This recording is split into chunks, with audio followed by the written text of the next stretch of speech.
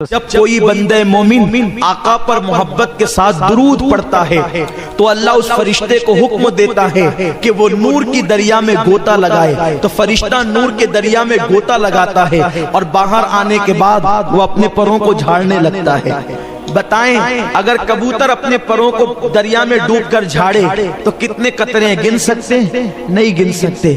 اگر مور دریا میں ڈوب کر اپنے پروں کو جھاڑے تو کتنے قطرے گن سکتے ہیں؟ نہیں گن سکتے۔ یار پر والوں کو تو جانے دیجئے، انسان اگر خود غسل کر کے اپنے سر کے بالوں کو اگر یوں جھاڑے تو کتنے قطرے گرے اس کا اندازہ نہیں ہو سکتا۔ تو وہ فرشتہ جس کا ایک بازو مشرق میں ہے، یعنی اس کے پر ایک طرف مشرق میں ہے، دوسرا بازو مغرب میں ہے، اس کا سر زیر عرش ہے، اس کے پیر تحت الثری میں ہے، جب کوئی بندے مومن درود پڑھتا ہے تو وہ نور کے دریا میں غوطہ لگاتا ہے اور باہر نکل کر وہ اپنے پروں کو جھاڑتا ہے۔ سوچو کس قدر اس کے قطرے گرتے ہوں گے۔ میرے آقا غیب داں نبی فرماتے ہیں اس کے پروں سے جتنے نور کے قطرے گرتے ہیں، ہر قطرے سے اللہ فرشتے کو پیدا فرماتا ہے، اور جتنے ہزاروں لاکھوں کروڑوں فرشتے پیدا ہوتے ہیں وہ سب کے سب قیامت تک کے لیے اس کا نام لے کر مغفرت کی دعا کرتے ہیں جس کے درود سے وہ پیدا ہو گئے۔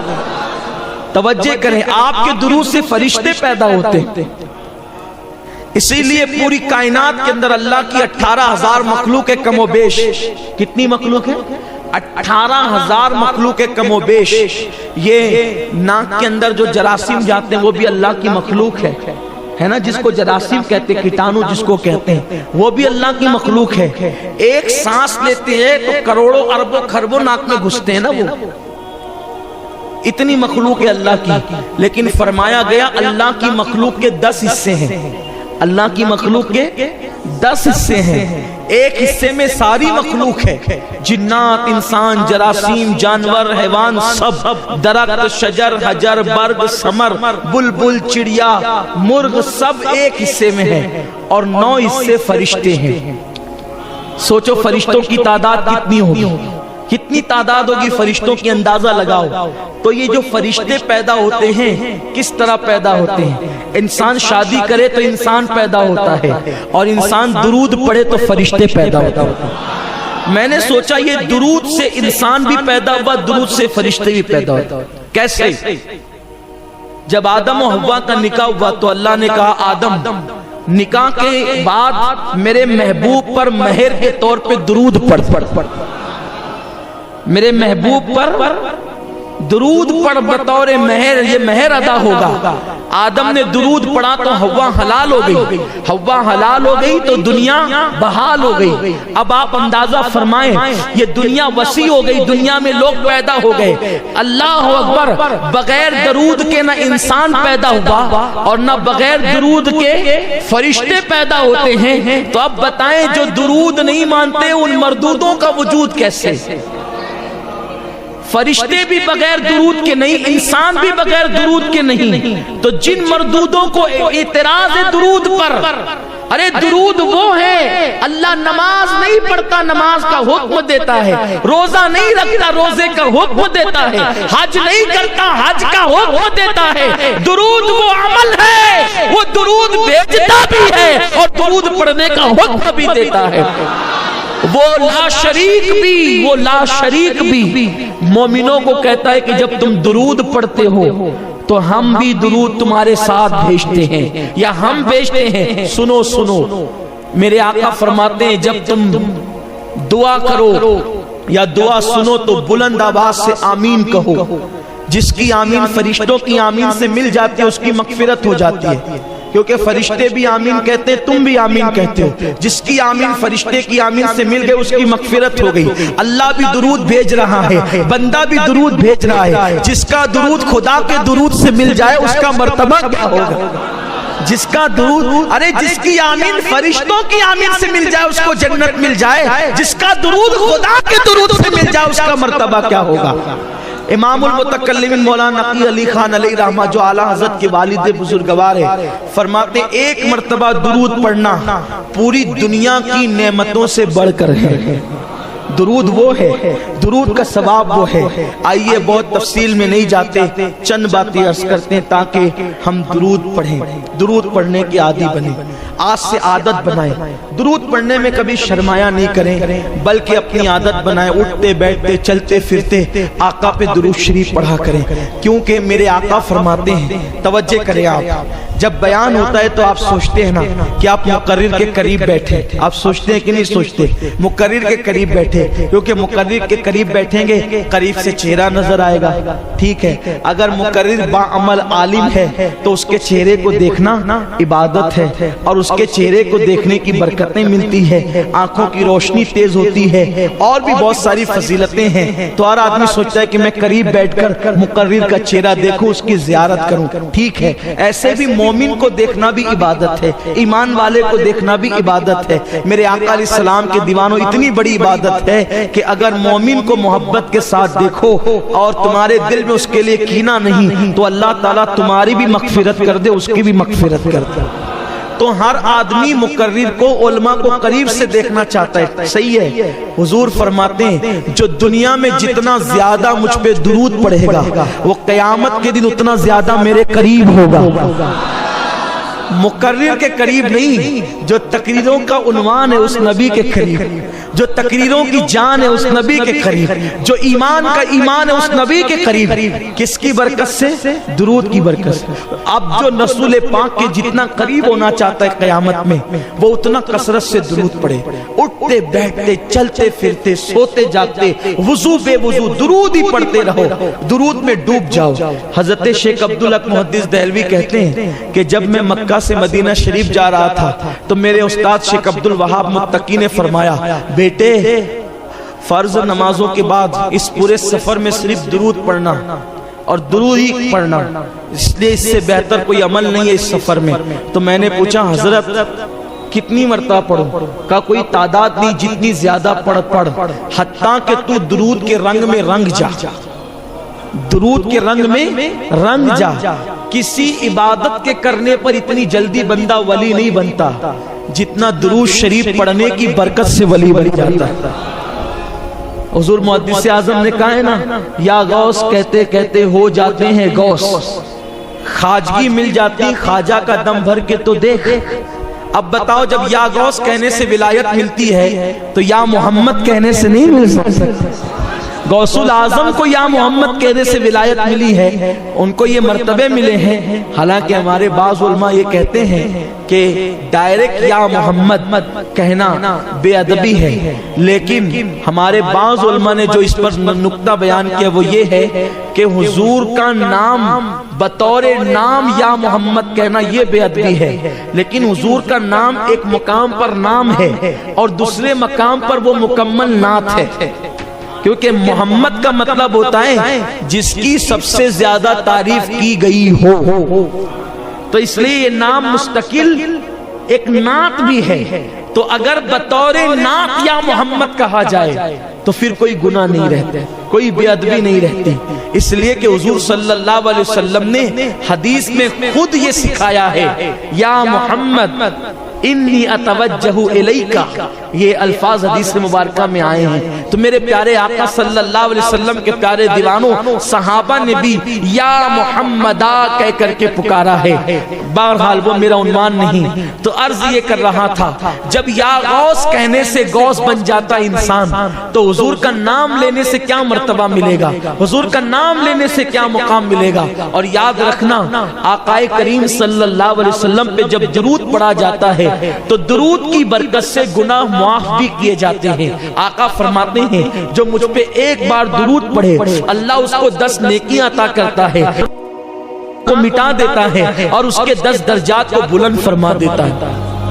ایک مرتبہ کا واقعہ ہے کہ ایک شخص اپنے باپ کے ساتھ حج کے لیے چلا، اور جب وہ حج کرنے کے لیے پہنچا تو وہ کعبے کا غلاف پکڑتا تو درود پڑھتا، طواف کرتا تو درود پڑھتا، زمزم پہ آتا تو درود پڑھتا، مقام ابراہیم پہ آتا تو درود پڑھتا، درود درود درود درود درود ہی پڑھتا رہا۔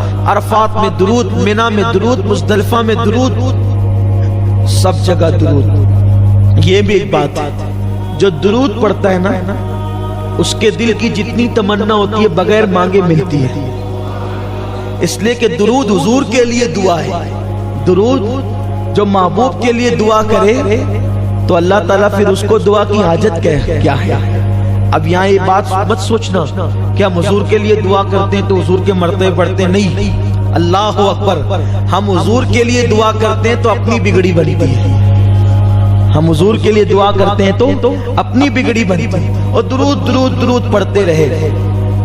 وہ نوجوان کو ایک بزرگ نے دیکھا، لوگوں نے اس بزرگ کا نام الگ بیان کیا ہے، لیکن زیادہ تر لوگ جس بزرگ کا نام بیان کرتے ہیں وہ حضرت مالک ابن دینار ہے۔ حضرت مالک ابن دینار نے اس بندے کو دیکھا اور پوچھا کہ اے بندے، تو طواف کرتا ہے تو درود پڑھتا ہے، عرفہ میں درود، مزدلفہ میں درود، مقام پر درود، ملتزم پر درود، ہر جگہ درود درود، کیوں درود پڑھتا ہے؟